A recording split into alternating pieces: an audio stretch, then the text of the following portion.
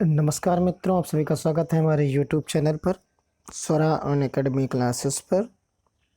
जैसा आपको दिख रहा होगा स्क्रीन पर कि आज गणित कक्षा 10 की यूपी बोर्ड जो एनसीईआरटी है, इसको पढ़ने के लिए आज हमारे पास जो टॉपिक है वो बहुपद है। आज हम बहुपद के बारे में पढ़ेंगे। इसकी प्रश्नावली 1.2.1 को सॉल्व करेंगे। इसके पहले के वीडियोस आ चुके हैं जिसमें प्रश्नावली 1 जो है, जिसके जितने पार्ट्स थे सारे पार्ट सॉल्व किए जा चुके हैं 1 बाय 1 करके सारे क्वेश्चंस। आप उनको मेरे प्लेलिस्ट में जा सकते हैं, UP board NCERT class 10th में आप वहाँ से सारे वीडियोस पढ़ सकते हैं। तो इस तरीके से आप देख सकते हैं वहाँ पर। आइए चलते हैं, शुरू करते हैं आज का वीडियो। जैसा कि आप यहाँ देख रहे हैं कि जो चैप्टर आपकी ही बुक का स्क्रीनशॉट है और यहाँ बहुपद के बारे में हमें पढ़ना है। जैसा कि क्लास 9th में आपको पढ़ाया जाता है कि एक चर वाले बहुपद, जिनको हम इंग्लिश में पॉलिनोमियल्स कहते हैं, उनकी घातों यानी जो उनके ऊपर डिग्रियां लगी होती हैं उनके बारे में अध्ययन किया गया। जैसे कोई भी उदाहरण हम ले लें, मान लीजिए कोई चर होता, चर को हम यहाँ पर x से डिनोट करते हैं। जैसे मान लीजिए आपके पास उदाहरण है 4x + 2, ये एक आपके पास बहुपद है। इसकी घात की बात हम करें अगर, तो यहाँ पर क्या है कि इसमें x की घात जो है वो x की घात 1 है, यानी ये एक घात वाला बहुपद है। इसी तरीके से हम और भी बहुपद लिख सकते हैं। जैसे देखिए, अगर हम लिखना चाहें तो क्या लिख सकते हैं, 2x² + 3x + 4, इस तरीके का लिख सकते हैं। ये देखिए, इसके ऊपर अधिकतम घात यानी इस वाले एक x के ऊपर क्या है, x की घात 1 है। यहाँ क्या है, x के ऊपर जो है घात 2 है, यानी 2 घात आपको यहाँ देखने को मिल रही है। तो इस तरीके से आप ये कह सकते हो कि इस वाली समीकरण यानी ये समीकरण या ये बहुपद जो हमारा है, इसमें y की यानी x की घात जो है वो 2 है। x की घात जब 2 है तो ये 2 घात का बहुपद है, ये 2 घात का बहुपद है। तो इस तरीके से हम इन सब चीज़ों के बारे में पढ़ सकते हैं और देख सकते हैं। जैसे आपको उदाहरण के रूप में देखिए, यहाँ पर अधिकतम घात लेनी होती है। यहाँ आपको u की घात 6 मिल रहा है, यानी यहाँ घात कितनी है, 6 है। इसी तरीके से यहाँ पर आप देखेंगे x की घात आपको क्या मिलेगी, 3 मिलेगी, ये 3 है। इस तरीके से आप यहाँ पर देख सकते हैं। लेकिन जब फ्रिक्शन और बाकी चीज़ें निगेटिव की बात मिलेगी तो वहाँ पर हम बात वो बहुपद की बात नहीं करते, यानी ये व्यंजक जो दिए गए यहाँ पर, इस तरीके के व्यंजक को हम बहुपद नहीं कहते। तो अब यहाँ देखिए, एक घात के बहुपद जो है रेखीय बहुपद की बात करेंगे। यहाँ पर देखिए, ये रेखीय बहुपद लीनियर पॉलिनोमियल्स कहते हैं। उदाहरण के लिए आप देखिए, सीधा सीधा आपको यहाँ मिलेंगे, यानी ये व्यंजक आपको क्या मिले, देखिए ये व्यंजक जो आपको मिले 1/x - 1 √2 + 2 और एक नीचे की, ये इत्यादि बहुपद नहीं है। आइए देखते हैं। अब घात जो आपके पास है, घात में क्या है, एक घात वाले यानी सबके बाद जो हमको चर मिले, जो चर मिले उसकी घात जो है 1, तो वो रेखीय बहुपद कहलाते हैं। आप उदाहरण में देख सकते हैं सारे, यहाँ पर जो भी आपको मिल रहे हैं। यहाँ देखिए एक घात है, यहाँ भी x के ऊपर एक घात है, यहाँ y के ऊपर एक घात है, यहाँ x, बाकी नंबर्स बटे में लिखे हों, रूट में लिखे हों, उनको हमें कंसीडर नहीं करना। हमें सिर्फ जो चर राशियाँ हैं उन्हीं को हम यहाँ पर देखते हैं। जो चर हैं हमारे उन्हीं की हम बात करते हैं, अचर राशियों की हम बात नहीं करते यहाँ। तो इसी से डिसाइड हो जाता है कि ये कौन से हैं, यानी एक राशि 1 के होंगे या 2 के होंगे। तो इस तरीके से आप देखिए, यहाँ पर आपको उदाहरण दिए गए हैं, सब चीज़ों के बारे में समझाया गया है। यहाँ देखिए एक रैखिक घात, ये उदाहरण आपके हो गए। इन उदाहरणों से आप समझ गए होंगे।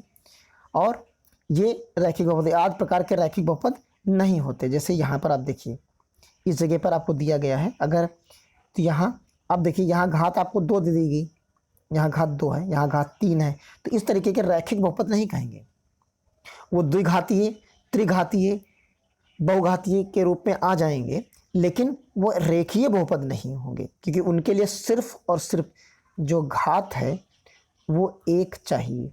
उनके लिए घात जो है सिर्फ 1 चाहिए। अब चलते हैं, बात करते हैं जो है द्विघात बहुपद के लिए, यानी क्वाड्रेटिक पॉलिनोमियल्स के लिए।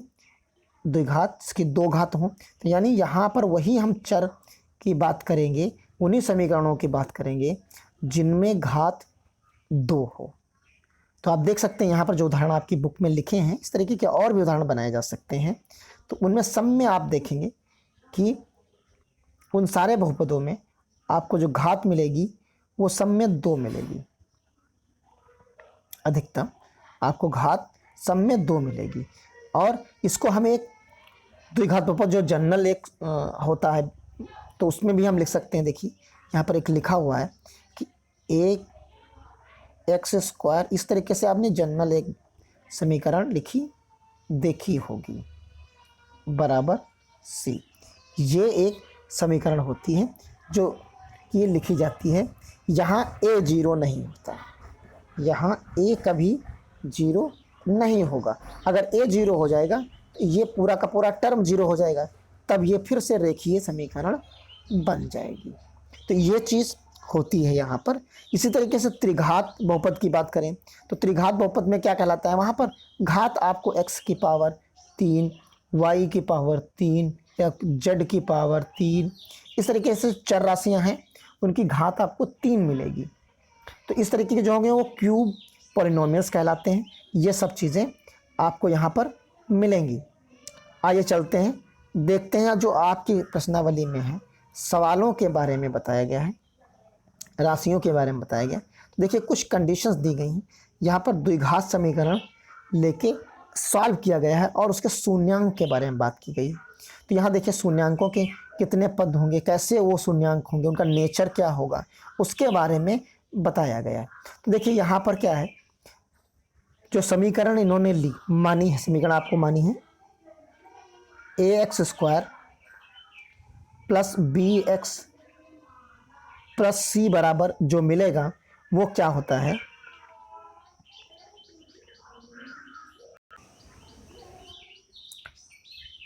आप देखिए यहाँ शून्यांकों को आपको 2 तरीके की कंडीशंस दी गई हैं कई, उन एक ही कंडीशंस की हम बात करेंगे। यहाँ शून्यांक की बात है कि शून्यांक में क्या चीज़ें होती हैं। तो चलिए देखते हैं। एक स्थिति आपको दी गई है, समीकरण हमने ले रखी है यहाँ पर ax² प्लस bx और प्लस c, इसके शून्यांक के बारे में बात की गई।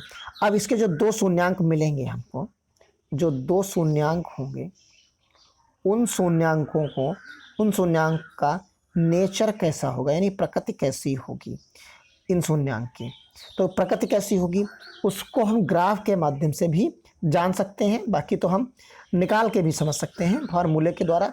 लेकिन जो पहली एक्सरसाइज आपकी दी गई है उसमें ग्राफ के माध्यम से समझाने की कोशिश की गई है कि आप ग्राफ बनाएं और ग्राफ के माध्यम से आप समझ जाएं कि शून्यांक है तो वो क्या स्थिति, उसकी कितने शून्यांक हैं, क्या चीज़ें हैं उसके बारे में। तो देखिए यहाँ पर आपको जो दिख रहा है, यहाँ इस स्थिति में a और a', देखिए यहाँ पर a है और यहाँ a' है, चाहे ये उल्टा बनाया, इधर की तरफ बनाया जाए नीचे की तरफ से, तो यहाँ भी a' और a मिल रहा है। तो इस तरीके से बन सकता है, या यहाँ भी बना दिया जाए या कहीं और बना दिया जाए, यानी x एक्सिस पे अगर वो 2 जगह काट रहा है तो उसके 2 शून्यांक होंगे। आपको इतना ध्यान रखना है मोटे तौर पर कि जो x निर्देशांक है, जो x की लाइन हमारी है, यानी ये जो सीधी वाली लाइन खींची है, इस वाले हॉरिजॉन्टल लाइन पर अगर आपको x एक्सिस पर, x अक्ष पर अगर आपको जितनी जगह काटता है उतने शून्यांक की बात हम यहाँ पर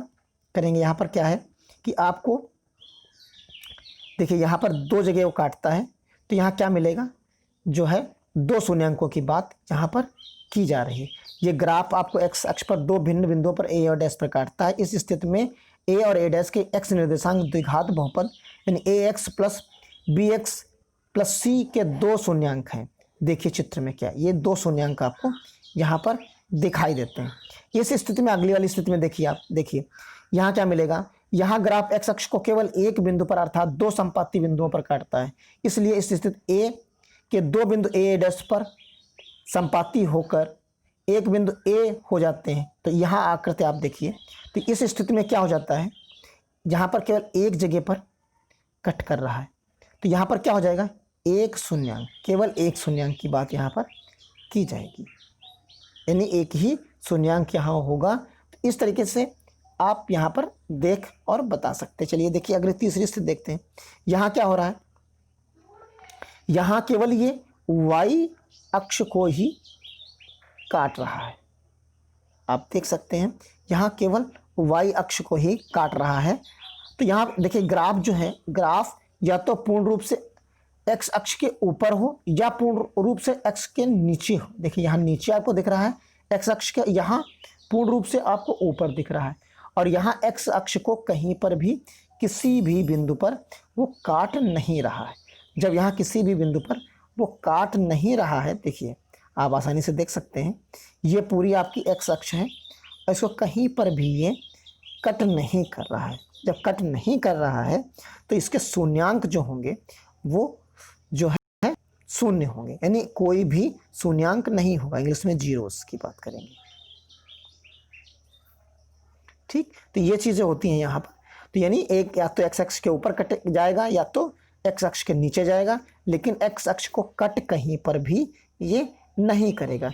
इस स्थिति में इस समीकरण के जो शून्यांक होते हैं वो आपको दिख रहे होंगे कि कोई शून्यांक नहीं है। द्विघात बहुपद आपको दिया गया, इसका कोई शून्यांक नहीं है। तो ये चीज़ आपकी समझ में आ गई होगी। अब देखिए एक सवाल यहाँ पर है जो आपकी ही चैप्टर में जो है उदाहरण के रूप में दिया गया है। देखिए यहाँ जो ग्राफ के माध्यम से देखिए, अब y जो बराबर दिया गया है वो क्या दिया गया है, p ऑफ x दिया गया है। इसे px एक बहुपद है, एक बहुपद ले लिया गया है, और ग्राफ में प्रत्येक के लिए px के शून्यांकों की संख्या बतानी है। यहाँ हमें सिर्फ और कुछ नहीं करना है, सिर्फ हम क्या करेंगे, शून्यांकों की संख्या जो है हम बताएंगे कि कितनी है। यानी हर एक ग्राफ को देखेंगे, चित्र को देखेंगे और शून्यांकों की संख्या बताएंगे। अभी हमने शून्यांकों की संख्या को गिनना आपको बता चुके हैं ऊपर कि किस तरीके से ग्राफ को हम देखेंगे और शून्यांकों की संख्या को फाइंड आउट कर लेंगे। तो बस इतना ही करना है यहाँ पर। तो देखिए पहला वाला पार्ट है, तो जो पहला पार्ट है आपका, तो यहाँ देखिए एक्स को, ये एक्स अक्ष को सिर्फ और सिर्फ एक जगह पर काट रहा है, सिर्फ एक जगह पर काट रहा है, यानी इसके शून्यांकों की संख्या कितनी होगी, एक होगी। यहाँ ये, यहाँ आपको दो जगह कट करता हुआ मिलेगा, यानी शून्यांकों की संख्या कितनी हो जाएगी, दो हो जाएगी। यहाँ ये, यहाँ आपको एक इस जगह कट रहा, एक इस जगह काटा जा रहा और एक इस जगह कट रहा है, यानी यहाँ आपको शून्यांकों की संख्या कितनी मिलेगी, तीन मिलेगी। आइए अब चलते हैं अगले इसके पार्ट की तरफ। ये आपको समझ में आ गया होगा। यहाँ देखिए, यहाँ मिलेगा केवल एक जगह एक्स अक्ष को काट रहा, वाई के काटने से हमें कोई लेना देना नहीं। यहाँ क्या मिलेगा, एक मिलेगा। यहाँ जो है एक मिलेगा। यहाँ देखिए क्या मिल रहा है, एक, दो, तीन और चार, यानी यहाँ कितने मिल रहे हैं, चार शून्यांक मिल रहे हैं। तो अब देख सकते हैं नीचे यहाँ पर उदाहरण तो है क्योंकि ये सॉल्व है, तो यहाँ आप देख सकते हैं कि पहले में एक मिला, फिर दो मिले, फिर तीन मिले, फिर एक मिला और फिर आखिरी में चार मिला। और यहाँ इन्होंने एक्सप्लेनेशन लिखा है छोटा सा, ये आपको लिखना होता है। ग्राफ एक्स अक्ष को केवल एक बिंदु पर प्रच्छेद करता है, इसलिए शून्यांकों की संख्या एक। यहाँ दो बिंदुओं पर प्रच्छेद करता है तो शून्यांकों की संख्या दो। यही चीज़ यहाँ आपको हर जगह लिख देनी होती है। तो ये आपको समझ में आ गया होगा, उम्मीद करता हूँ। ये आपकी प्रश्नावली है, यहाँ पर छोटी सी प्रश्नावली, एक सवाल। और यहाँ पर आप देख सकते हैं कि जो आपको मिला है इसमें भी p ऑफ x और y बराबर px के रूप में इन्होंने कहा कि हमने लिया है। ये आप देखिए इस तरीके से इन्होंने माना है और सारे चित्रों की स्थितियों को स्पष्ट किया है, यहाँ बनाया गया है। और सब में कहा है कि शून्यांक की संख्या ज्ञात कीजिए और बाकी आपको कुछ करना नहीं है। तो आप देख सकते हैं यहाँ पर कि आपको क्या मिल रहा है कि पहले वाले में जो पहला आपका है उसमें ये एक्स अक्ष को नहीं काट रहा कहीं पर, यहाँ केवल ये वाई को काट रहा है, तो यानी यहाँ शून्यांकों की संख्या क्या होगी, जीरो, यानी कोई भी शून्यांक नहीं होगा। यहाँ देखिए ये एक जगह पर बिंदु को एक्स को काट रहा है, एक्स अक्ष को, तो सिर्फ एक्स अक्ष को काटने से मतलब यानी यहाँ पर क्या होगा, एक होगा। यहाँ एक, दो, और 3, यानी यहाँ 3 जगह काट रहा है तो शून्य अंकों की संख्या 3। यहाँ आपको 2 जगह काट रहा है यानी शून्य अंकों की संख्या 2। यहाँ 1 2 3 4, यहाँ कितनी है 4 जगह काट रहा है तो यानी शून्य अंकों की संख्या 4, 1 2 और यहाँ 3, यानी शून्य अंकों की संख्या 3। अब एक जगह 0, फिर 1 2 3 और 2 4 और 3 आपको मिल रहे हैं। देखिए यहाँ पर आपको हमने एक स्लाइड भी दे रखी है, आप आसानी से पढ़ सकते हैं। तो देखिए यहाँ पर लिखा हुआ है कि शून्य अंकों की संख्या कितनी है 0 है, पहले वाले में हमने देखा। ज्यामिति आलेख जो एक्स अक्ष को प्रक्षेपित नहीं करता, यानी जो भी ग्राफ बना है वो एक्स अक्ष को प्रक्षेपित नहीं कर रहा है, वाई को कट कर रहा है। वहाँ पर कुछ इस तरीके का ग्राफ बना था वहाँ, आप देखिए। तो यानी यहाँ इस तरीके का नहीं था, वहाँ क्या था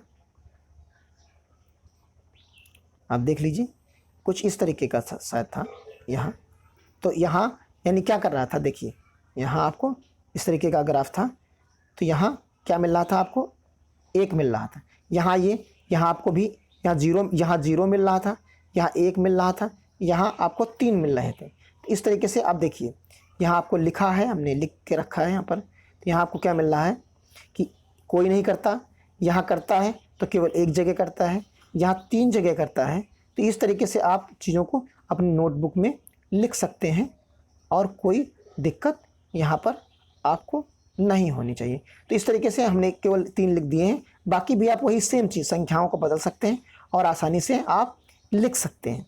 तो ये आपकी एक्सरसाइज थी, अब प्रश्नावली थी। आज की वीडियो में बस इतने ही। एक प्रश्नावली हम हर वीडियो में लगभग सॉल्व कर रहे हैं, कोशिश करेंगे और पूरी बुक इसी तरह सॉल्व करते रहें। आप पढ़ते रहिए और आप बोर्ड क्लासेस की तैयारी करते रहिए। आपको बहुत कुछ सारे पेपर्स और हर एक चीज़ कराएंगे यहीं पर, जिससे आप बने रहिए हमारे यूट्यूब चैनल पर। इसके साथ आज बस इतना ही। धन्यवाद। जय हिंद, जय भारत।